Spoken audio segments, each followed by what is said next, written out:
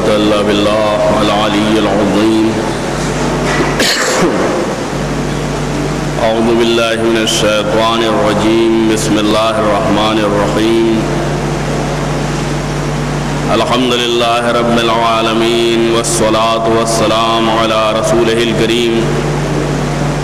وآله الطيبين الطاهرين المعصومين المظلومين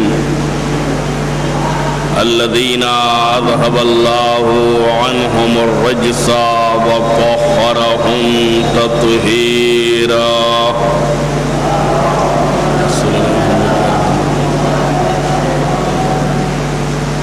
أما بعد فقد قال الإمام علي بن الحسين زين العابدين عليه الصلاة والسلام: اللهم واجعلنا في سائر الشهور والأيام كذلك ما أمرتنا، واجعلنا من عبادك الصالحين الذين يرثون الفردوس هم فيها خالدون، والذين يؤتون ما آتوا وقلوبهم وجلة أنهم إلى ربهم راجعون، ومن الذين يسارعون في الخيرات وهم لها سابقون. استقبال ماہ مبارک رمضان کی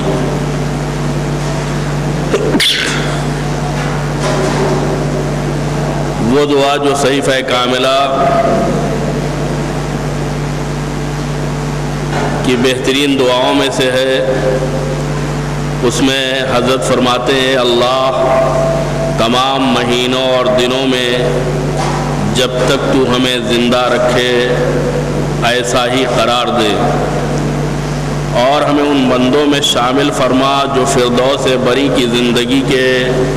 ہمیشہ ہمیشہ کے لیے وارث ہوں گے، اور وہ کہ جو کچھ وہ خدا کی راہ میں دے سکتے ہیں دیتے ہیں، پھر بھی ان کے دلوں کو یہ کھٹکا لگا رہتا ہے کہ انہیں اپنے پروردگار کی طرف پلٹ کر جانا ہے، اور ان لوگوں میں سے جو نیکیوں میں جلدی کرتے ہیں وہی تو وہ لوگ ہیں جو بھلائیوں میں آگے نکل جانے والے ہیں۔ آج کی ہماری اس دعا کے اقتباس کے سلسلے میں گفتگو اپنی جگہ پر ہے کہ پروردگار تو اس مہینے میں اور تمام دنوں میں ہمیں اپنی عنایتوں اور اپنی رحمتوں کا ویسا ہی مستحق قرار دے جیسا ماہ مبارک رمضان میں تو نے قرار دیا ہے، اور ہمیں اپنے ان صالح اور نیک بندوں میں شمار فرما جو تیری جنت میں ہمیشہ رہنے والے ہیں، تیرے فردوس میں ہمیشہ ساکن رہنے والے ہیں۔ والذین یؤتون ما آتوا، یہ وہ لوگ ہیں کہ جتنا ممکن ہے خدا کی راہ میں لٹانا، دینا، عطا کرنا، وہ عطا کرتے ہیں، دیتے ہیں، لیکن ان کے دلوں میں یہی بات کھٹکتی رہتی ہے کہ انہم الی ربہم راجعون، وہ لوگ اللہ کی بارگاہ میں پلٹ کے جانے والے ہیں۔ اس میں کوئی شک نہیں ہے کہ انسان کتنی ہی بڑی عمر اور کتنی ہی بڑی زندگی اس دنیا میں گزار لے، اسے بہرحال خدا کی بارگاہ میں حاضری دینا ہے۔ اسی کے ساتھ ساتھ امام دعا فرماتے ہیں کہ ہمیں ان لوگوں میں سے قرار دے کہ جو نیکیوں اور بھلائیوں کی طرف سبقت کرنے والے ہیں، آگے بڑھنے والے ہیں، اور ان کی طرف پیش قدمی کرنے والے ہیں۔ جنتی ہونا اور جنت میں جانا اور اس میں ہمیشہ رہنا، یہ مومنین کا ایک منصبی فرض ہے، خدا نے مومنین کو اس لائق بنایا ہے، اس قابل بنایا ہے کہ وہ جنت الفردوس کے مستحق قرار پائیں۔ لیکن آج کا دن جو 15 ماہ مبارک رمضان ہے، یہ دن اس فرد کے لیے نہیں ہے کہ جو جنتی ہے، بلکہ اس ذات کے لیے ہے کہ جو سیدہ شباب اہل الجنہ ہے۔ پیغمبر اسلام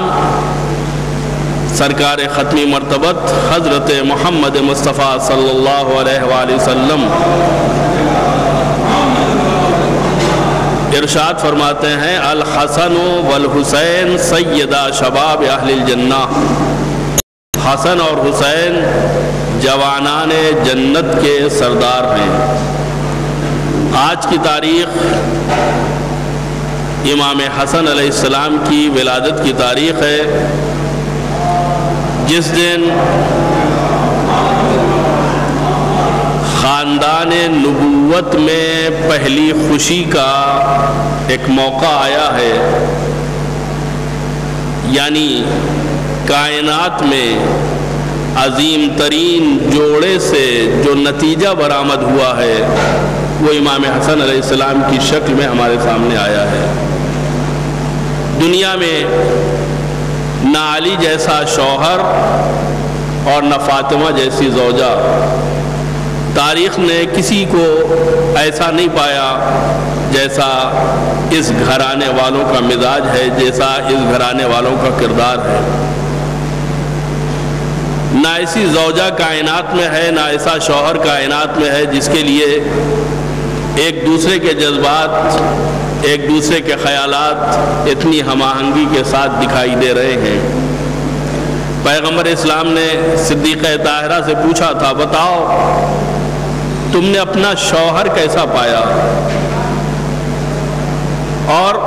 مولا کائنات سے پوچھا تھا، بتاؤ تم نے زوجہ کو کیسا پایا؟ دونوں ایک دوسرے کے لیے کہتے ہیں، نعم العون علی اطاعت اللہ، اللہ کی اطاعت اور اللہ کی عبادت میں بہترین مددگار۔ اب ظاہر سی بات ہے کہ جو نسل ان سے برآمد ہوگی، اس نسل کی پاکیزگی، اس کی طہارت، اس کی تقدیس کا عالم کیا ہوگا۔ خاندان نبوت کا یہ پہلا گل اور عصمت و طہارت کا یہ پہلا پھول جو آسمان امامت کے اوپر پہلا ستارہ دکھائی دے رہا ہے امام حسن علیہ السلام کی شکل میں، گویا مولا کائنات اور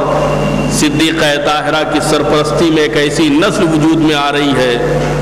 جو عالم اسلام کے لیے آئیڈیل ہے، جو عالم اسلام کے لیے قابل تقلید ہے۔ ان کی حیات اور ان کی زندگی کو ہمیں اول و آخر دیکھنا چاہیے اور اس کے اوپر عمل کرنا چاہیے۔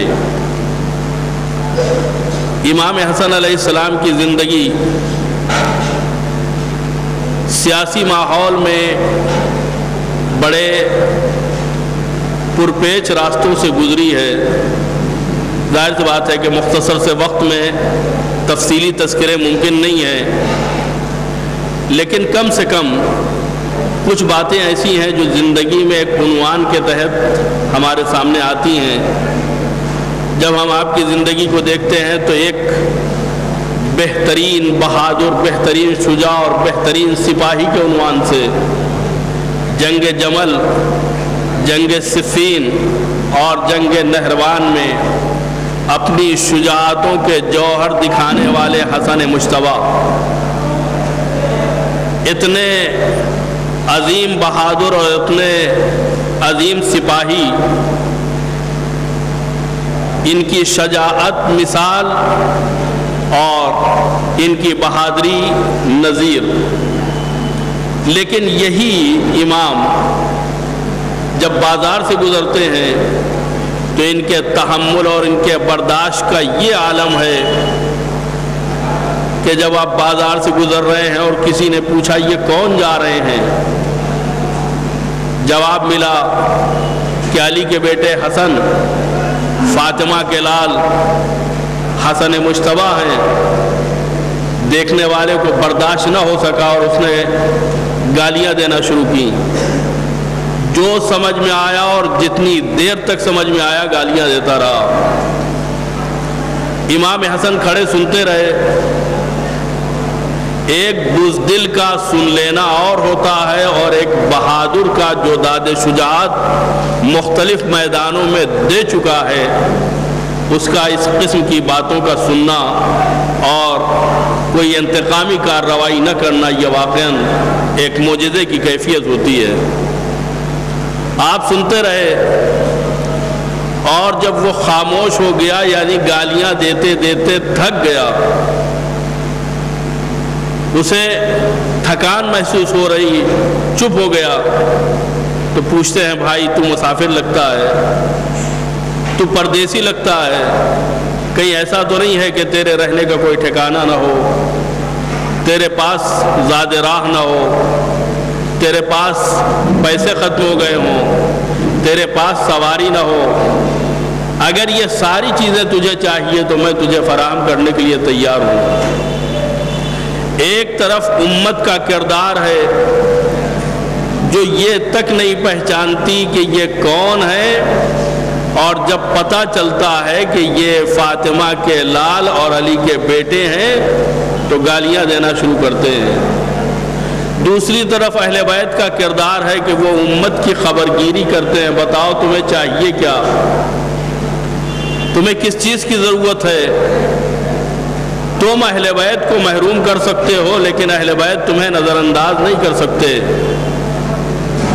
دشمنی میں بھرا ہوا وہ شخص جو اب تک گالیاں بک رہا تھا، اب تک نازیبا کلمات اپنی زبان کے اوپر جاری کر رہا تھا، نامناسب جملے اپنی زبان سے ادا کر رہا تھا،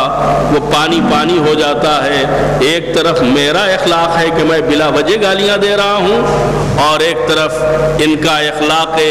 کریمانہ ہے کہ جو اتنا گالیاں سننے کے بعد بھی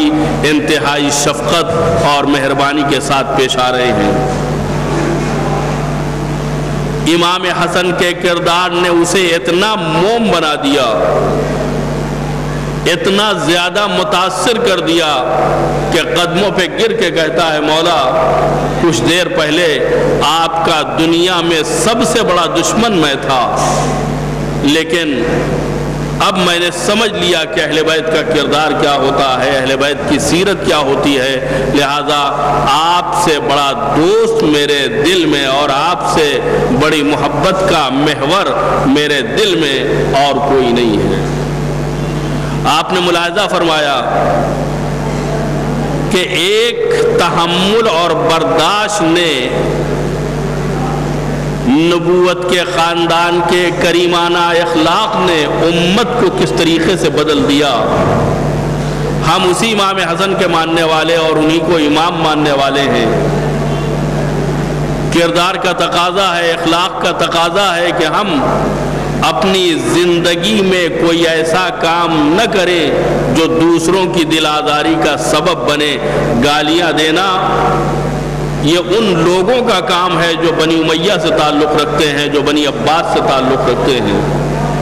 اہل بیت طاہرین اپنی شفقتوں سے نوازتے ہیں، وہ گالیوں کے جواب میں بھی گالیاں نہیں دیتے ہیں، وہ لوگوں کے نازیبا کلمات کے مقابلے میں بھی اپنا ریئیکشن ظاہر نہیں کرتے ہیں، بلکہ امت کے ساتھ انتہائی شفقت اور مہربانی کے ساتھ پیش آتے ہیں۔ لہذا اہل بیت کے کردار کو اہل بیت کے عنوان سے پہچانا جائے اور اموی اور عباسی اخلاق و کردار کو تاریخ کے اعتبار سے دیکھا جائے کہ انہوں نے کون سا طریقہ اور سلیقہ اپنایا تھا۔ اہل بیت کے ماننے والے اپنی زبان کو نازیبا کلمات سے آلودہ نہیں کرتے، اس لیے کہ اسی زبان سے وہ قرآن کی تلاوت کرتے ہیں،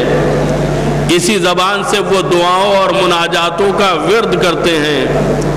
اسی زبان سے وہ اللہ کا نام لیتے ہیں، اسی زبان سے وہ تذکرہ پروردگار کرتے ہیں۔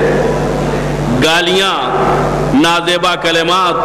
فحش جملے نہ صرف یہ کہ انسان کی زبان کو آلودہ بنا دیتے ہیں، بلکہ نفس کی خباثت کو لوگوں کے سامنے پیش کرتے ہیں، اس لیے کہ برتن سے وہی چھلکتا ہے جو برتن میں ہوتا ہے۔ اگر کسی